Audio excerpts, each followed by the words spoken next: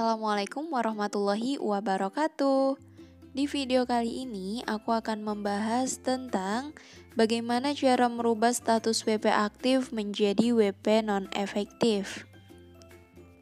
Nah, sebelum ke cara dan prosesnya, teman-teman wajib tahu dulu nih, NPWP yang berstatus non-efektif atau NE ini adalah status wajib pajak yang dikecualikan dari pengawasan administrasi rutin. Contohnya pelaporan SPT.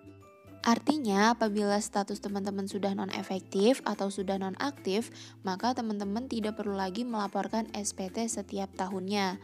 Karena teman-teman sudah dikecualikan dari kewajiban laporan tersebut.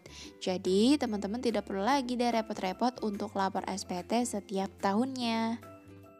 Oke, seperti apa cara dan proses pengajuannya? Yuk kita simak video ini sampai habis. Yang pertama, kita harus mempunyai formulir pengajuan status NPWP-nya terlebih dahulu. Nah, untuk cara mendapatkannya, teman-teman bisa ketik di pencarian Google pajak.go.id. Kemudian, kita akan diarahkan ke situs DJP seperti ini. Nah, setelah itu, teman-teman bisa klik yang ada di kiri pojok atas itu, menu, kemudian pilih yang unduh. Nah, di unduh ini ada pilihan lagi, teman-teman bisa pilih yang formulir perpajakan. Dan sekarang kita sudah ada di halaman formulir perpajakannya. Teman-teman bisa langsung scroll ke bawah untuk mendapatkan formulir permohonan penetapan wajib pajak non-efektif dan pengaktifan kembali. Langsung aja di sini kita sudah menemukannya. Kita klik aja yang ini.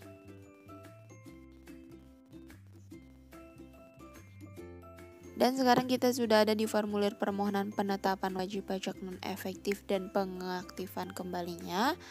Jadi sesuai Per 04 PJ 2020, di sini ada beberapa kriteria yang memungkinkan wajib pajak itu ditetapkan sebagai non-efektif. Kriteria yang pertama, wajib pajak orang pribadi yang menjalankan usaha atau pekerjaan bebas, tetapi secara nyata tidak lagi menjalankan kegiatan usaha atau tidak lagi melakukan pekerjaan bebas. Artinya, misalkan dulunya dia menjalankan usaha gitu ya, kemudian sekarang sudah tidak lagi menjalankan usaha. Mungkin karena usahanya bangkrut atau usahanya tutup atau ada hal yang lainnya gitu. Nah, intinya dia tidak mempunyai penghasilan lagi dari kegiatan usaha tersebut. Lanjut ke kriteria yang kedua, wajib pajak orang pribadi yang tidak menjalankan usaha atau pekerjaan bebas dan penghasilannya di bawah penghasilan tidak kena pajak atau istilahnya itu di bawah PTKP. Ini biasanya untuk yang wajib pajak karyawan, misalkan karyawan swasta. Kan dia tidak menjalankan usaha atau pekerjaan bebas, tapi dia menjalankan pekerjaan yang penghasilannya itu di bawah PTKP atau di bawah penghasilan tidak dikenakan pajak. Nah, berapa itu PTKP-nya? Paling tidak untuk seseorang itu dianggap di bawah PTKP adalah paling tidak dalam 1 bulan itu penghasilannya di bawah 4,5 juta atau di bawah 54 juta dalam setahun. Nah, maka kalau penghasilannya itu di bawah 4,5 juta dalam per bulan atau di bawah 54 juta dalam setahun, itu karyawan itu bisa mengajukan non-efektif. Lanjut ke kriteria yang ketiga, wajib pajak orang pribadi yang bertempat tinggal atau berada di luar negeri lebih dari 183 hari dalam jangka waktu 12 bulan dan tidak bermaksud meninggalkan Indonesia untuk selama-lamanya. Misalkan kita sedang kuliah atau sedang bekerja gitu ya di luar negeri, pasti kan di atas 183 hari itu. Nah, tapi kita tidak berniat untuk meninggalkan Indonesia selama-lamanya gitu. Maka ini bisa kita ajukan non-efektif sebelum berangkat ke luar negerinya. Supaya kita tidak usah repot-repot lagi untuk mengurus atau melaporkan SPT setiap tahunnya. Lanjut kriteria yang keempat, yaitu wajib pajak yang mengajukan permohonan penghapusan dan belum diterbitkan keputusan. Contohnya, katakanlah seorang itu sudah meninggal dunia, tapi NPWP-nya masih ada dan nomor NPWP-nya juga masih aktif. Nah, mungkin keluarganya bisa mengurus untuk mengajukan permohonan penghapusan. Tapi, sambil menunggu keputusan penghapusan tersebut, wajib pajak ini bisa mengajukan non-efektif terlebih dahulu. Jadi tujuannya supaya tidak diwajibkan untuk lapor SPT. Jadi sambil mengurus penghapusannya itu, silakan mengajukan non-efektif terlebih dahulu. Lanjut ke kriteria nomor 5 yang terakhir, wajib pajak yang tidak lagi memenuhi persyaratan subjektif dan atau objektif, tetapi belum dilakukan penghapusan nomor pokok wajib pajak. Nah, ini contohnya kayak yang tadi, yang sudah meninggal dunia tadi, dan contoh lainnya itu misalnya dia tidak punya penghasilan atau memang sudah bukan usia produktif lagi ya untuk bekerja, karena dia tidak punya penghasilan lagi, tapi statusnya ini masih aktif atau belum juga diajukan penghapusan. Maka hal itu bisa diajukan permohonan untuk WP-nya itu berstatus non-efektif. Kurang lebih ada 5 kriteria ini wajib pajak yang dapat mengajukan permohonan non-efektif. Nah, kemudian ada juga dokumen yang dipersyaratkan. Adalah dokumen yang menunjukkan bahwa wajib pajak memenuhi kriteria tersebut. Misalnya kalau dia karyawan, paling tidak dia harus menunjukkan slip gajinya. Nah, dari slip gaji ini kan pihak pajak tahu ya berapa gaji yang didapati karyawan itu. Kalau gajinya 10 juta berarti dia nggak berhak untuk mengajukan non-efektif ini. Tapi kalau gajinya 1 juta, 2 juta, 3 juta atau di bawah 4,5 juta, maka ini bisa dikategorikan NE atau non-efektif. Oke, lanjut sekarang kita scroll ke bawah untuk mendapatkan formulir pengajuan status WP-nya. Nah, di sini ada 2 formulir, yaitu formulir penetapan WP non-efektif dan formulir pengaktifan kembali WP non-efektif. Dikarenakan kita fokusnya untuk merubah status WP yang tadinya aktif menjadi non-efektif, maka kita pilihnya yang formulir penetapan WP non-efektif. Langsung aja sekarang kita download. Oke, downloadannya selesai.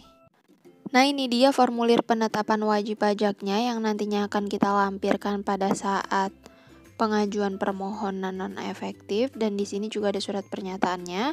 Teman-teman bisa mengisinya terlebih dahulu semuanya, dimulai dari pengisian yang formulir penetapan wajib pajak, kemudian jika sudah diisi yang formulirnya dilanjut dengan mengisi surat pernyataannya.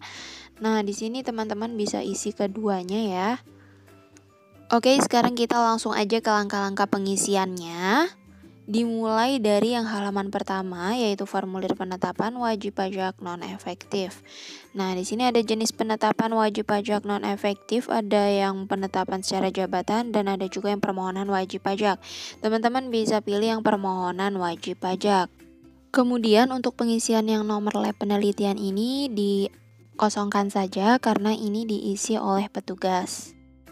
Lanjut yang identitas wajib pajak, teman-teman bisa isi yang nomor pokok wajib pajaknya terlebih dahulu, kemudian dilanjut dengan mengisi nama wajib pajaknya. Nah, untuk gelar depan dan gelar belakangnya, ini kalau teman-teman punya gelar belakang atau gelar depan bisa diisi, tapi kalau nggak punya juga nggak masalah. Kemudian di scroll ke bawah, kita isi yang alasan permohonan non-efektif. Nah, ini poin-poinnya bisa teman-teman pilih sesuai dengan kriteria teman-teman. Adapun kriterianya yaitu yang pertama, wajib pajak orang pribadi yang melakukan kegiatan usaha. Nah, ini contohnya kayak tadi, yaitu orang yang dulunya menjalankan usaha tetapi sekarang sudah tidak lagi menjalankan usahanya. Kemudian kriteria yang kedua, wajib pajak orang pribadi yang tidak melakukan kegiatan usaha atau pekerjaan bebas dan penghasilan di bawah PTKP. Nah, ini contohnya seperti karyawan yang penghasilannya itu di bawah PTKP atau di bawah 4,5 juta per bulannya dan 54 juta per tahunnya. Kemudian kriteria yang ketiga, wajib pajak orang pribadi yang memiliki NPWP untuk digunakan sebagai syarat administratif, antara lain guna memperoleh pekerjaan atau membuka rekening keuangan. Nah, jadi kriteria yang ketiga ini, Orang yang belum berpenghasilan atau orang yang sudah berpenghasilan tapi penghasilannya di bawah PTKP yang ingin menggunakan NPWP-nya itu hanya untuk memenuhi persyaratan administratif saja. Nah, contohnya untuk melamar kerja, kemudian untuk membuka rekening keuangan, atau mengkredit rumah atau mengkredit kendaraan dan sebagainya. Kemudian kriteria yang keempat yaitu wajib pajak orang pribadi yang bertempat tinggal atau berada di luar negeri lebih dari 183 hari.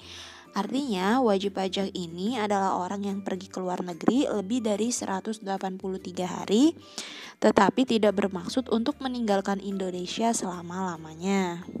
Kemudian di kriteria yang kelima yaitu wajib pajak yang mengajukan permohonan penghapusan NPWP dan belum diterbitkan keputusannya.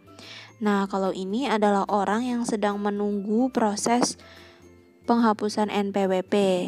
Jadi, sambil menunggu terbitnya keputusan penghapusan NPWP, wajib pajak boleh menonaktifkan NPWP-nya terlebih dahulu supaya terhindar dari SPT tiap tahunnya. Kriteria yang selanjutnya sampai kriteria paling bawah itu adalah kriteria yang secara jabatan penetapannya. Tapi kalau yang secara permohonan paling tidak ada 5 yang dari nomor 1 sampai 5 kriteria yang tadi. Kemudian di akhir formulir ini ada pernyataan, yaitu dengan menyadari sepenuhnya akan segala akibatnya termasuk sanksi-sanksi sesuai dengan ketentuan perundang-undang yang berlaku. Saya menyatakan bahwa apa yang telah saya beritahu di atas adalah benar dan lengkap. Artinya di sini misalkan ditemukan data bahwa ini tidak benar, nanti akan diaktifkan kembali sama DJP. Jadi DJP berhak mengaktifkan kembali secara jabatan. Ketika misalnya ditemukan data ternyata masih ada kegiatan usaha atau masih ada penghasilan. Nah, nantinya bisa diajukan untuk pengaktifan kembali. Tapi kalau misalkan ditemukan dengan DJP, nanti otomatis DJP akan mengaktifkannya kembali secara jabatan. Kemudian di paling bawah teman-teman bisa tulis nama daerah dan tanggalnya pada saat menulis atau mengisi formulir ini. Kemudian pemohon dan tanda tangan dan sertakan nama teman-teman. Lanjut kita isi yang surat pernyataan wajib pajaknya. Saya yang bertanda tangan di bawah ini, teman-teman bisa isi aja itu namanya, kemudian NPWP-nya, alamatnya, dan bertindak selaku wajib pajak. Nah, itu yang untuk wajib pajak pribadi. Tapi kalau misalnya yang untuk badan berarti wakilnya ditulis misalnya PT apa atau yayasan apa seperti itu, dan kemudian atasnya itu diisi dengan nama direktur atau pimpinannya yang bertanda tangan. Kemudian menyatakan ini poin-poinnya. Kemudian di paling bawah juga sama, terdapat tanda tangan. Dan teman-teman bisa tulis kotanya, tanggal, dan tanda tangan juga namanya. Nah, untuk badan bisa tulis nama perusahaan, dan untuk yang pribadi bisa tulis nama pribadi. Oke, kedua ini nantinya teman-teman bisa print aja, kemudian diisi, setelah itu di-scan. Nah, kemudian bagaimana cara mengajukannya? Cara pengajuan pertama, teman-teman bisa langsung datang ke kantor pajak terdaftar. Dan perlu diingat bahwa setiap kita mau ke kantor pajak, kita perlu antri online terlebih dahulu. Nah, bagaimana cara mendapatkan antrian online itu? Teman-teman bisa ikuti langkah-langkahnya di video aku yang tentang mendapatkan antrian online ke kantor pajak. Linknya udah aku taruh di deskripsi atau teman-teman bisa klik link yang ada di pojok kanan atas. Cara pengajuan yang kedua, teman-teman bisa kirim berkasnya melalui ekspedisi atau email. Nah, kalau teman-teman belum mengetahui alamat kantor dan alamat emailnya, teman-teman bisa menemukannya di situs DJP. Dan untuk langkah-langkah cara menemukan alamat kantor pajak dan alamat email kantor pajaknya, sebelumnya aku sudah membuatkan video itu yang berjudul tentang cara mencari alamat email kantor pajak langsung ketemu. Link videonya juga sudah aku taruh di deskripsi atau bisa klik link yang ada di pojok kanan atas.